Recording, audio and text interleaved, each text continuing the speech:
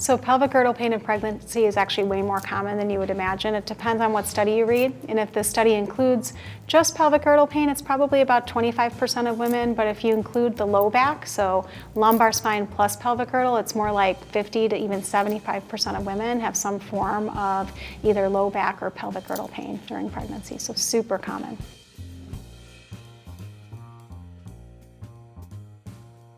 It's mainly treated through nonpharmacologic therapy, as you can imagine, because of the pregnant population and very little studies that have looked at pharmacologic treatments. Physical therapy, mainstay of treatment for us. Aquatherapy, acupuncture, actually in Europe, has been shown to be exceptionally helpful for patients with pelvic girdle pain in pregnancy, but we do a lot as it relates to exercise and physical therapy for treatment.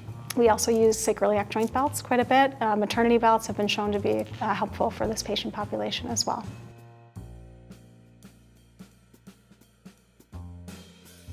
The differential diagnosis is not unlike other sort of musculoskeletal presentations, but what's different about pregnancy is what tops the list is really sacroiliac joint pain. And we call it that. Sometimes we call it sacroiliac joint dysfunction because we don't know if the true pain generator is the joint itself or the ligamentous structures that surround the joint. So that sort of tops our list, but we're always making sure there's not lumbar pathology such as degenerative disc disease or herniated disc or true radiculopathy that could be contributing to a patient's presentation.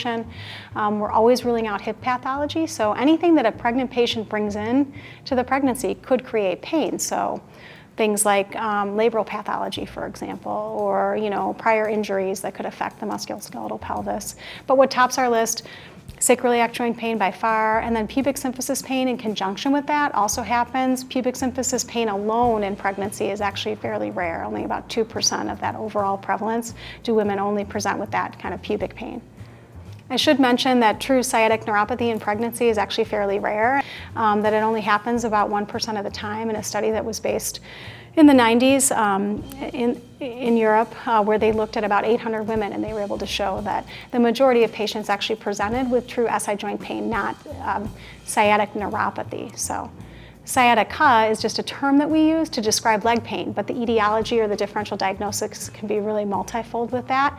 In patients with SI joint pain, that pain can refer right in the same distribution as the sciatic nerve, and that's why it gets confused as true sciatic neuropathy.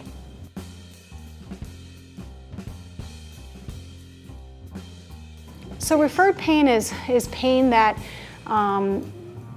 occurs, so you have a sort of a myofascial or a trigger point, and that area of discomfort or myofascial pain can refer into areas separate sort of from the original problem, pain problem, if you will. So well described by Travell and Simons and their myofascial texts, referral patterns consistent with, so for example, if you have piriformis pain, you can also have pain that refers right into the sciatic distribution, but it's not the sciatic nerve itself that's creating pain, it's actually referred pain from a primary muscle group that's not activated in a proper way. And so it's now become strained and persistently strained, it goes to myofascial pain.